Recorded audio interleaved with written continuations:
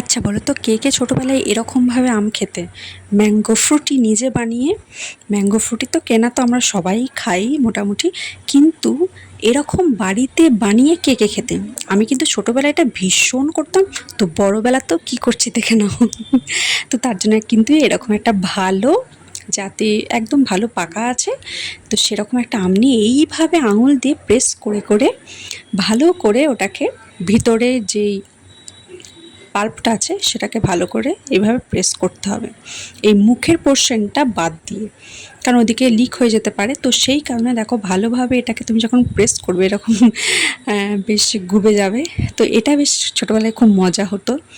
যখন ঠাকুমা ছিল, ঠাকুমাকে এরকম বলতাম, দেখো তোমার চামড়াটা এরকম হয়ে গেছে, এখন বুড়ো হয়ে গেছো, মানে বুড়ি হয়ে গেছে। তো ঠাকুমা অনেক দিন হলো মারা গেছে। তো যাই হোক, দেখো কি সুন্দর এইভাবে কিন্তু প্রেস করে নিতে হবে, এবং তারপর শেষের দিকে পুরোটা যখন ভালোভাবে কভার করা হয়ে যাবে, তারপর কিন্তু এই মুখের পোর্শনটা আস্তে আস্তে করে প্রেস করতে হবে। প্রথমের দিকে করলে লিক হয়ে যাওয়ার চান্স থাকে, যদিও এটা খুব ভালো আমটা ছিল, আর আমার গাছের আম তো বেশ ভালোই ছিল। তো সেই কারণে এটা কিন্তু করার সময় কিন্তু আরেকটা জিনিস মাথায় রাখতে হবে, ভালো আম নিতে হবে, তা না হলে হয়তো ভেতরে অনেক সময় পোকা টোকা থাকে। তো দেখো ভালোভাবে হয়ে গেছে, আর দেখো কী সুন্দর বেরিয়ে চলে আসছে। এটা আমি দাঁত দিয়ে কেটে নিয়েছি। তো সব কিছু আমি নিজেই করেছি, নিজের হাতে করেছি, নিজের দাঁত দিয়ে করেছি। তো এবার কিন্তু খাওয়ার পালা। আর দেখেই দেখো খেতে ইচ্ছা হচ্ছে। কার কার খেতে ইচ্ছা হচ্ছে বলো তো? আমার তো কিন্তু এটা খুব ভালো লাগতো। ছোটোবেলায় তো আমি ভীষণ করতাম, প্রত্যেকটা আম নিয়ে এইভাবে করে খেতাম, মানে যেটা আমি খাওয়ার সময় খেতাম সেটা তো খেতামই, বাট এইভাবে কিন্তু আমি প্রচুর আম খেতাম, আর আমার এটাকে খুব ভালো লাগতো। তো ছোটোবেলার এই জিনিসগুলো কিন্তু বড়তেও করতে বেশ মজা লাগে, আমার তো খুব ভালো লাগে।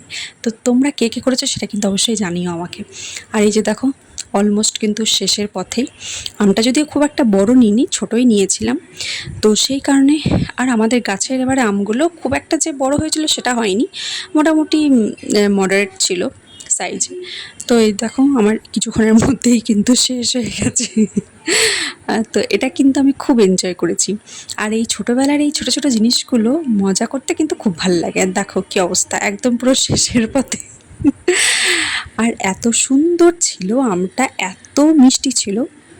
এই যে দেখো অলমোস্ট শেষ হয়ে গেছে, ডান। আর এইটা শেষের পথে এরকম করে তো আমি ছবিটা তুলছি, বাট আমি অনেক কিন্তু ছবিও তুলেছি।